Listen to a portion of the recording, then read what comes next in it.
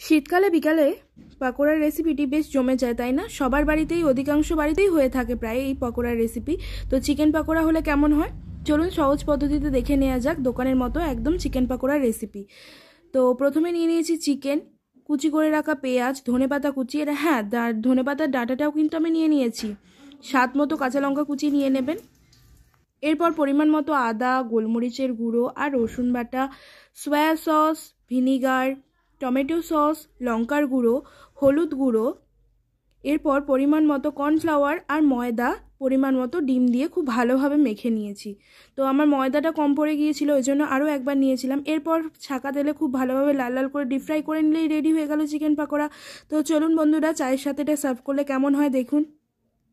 তো এটা আমি শুধুই খেয়েছিলাম। কেমন লাগলো জানাতে কিন্তু ভুলবেন না। এরকম রেসিপি পাওয়ার জন্য প্লিজ আমার চ্যানেলটিকে সাবস্ক্রাইব করবেন, লাইক কমেন্ট শেয়ার করে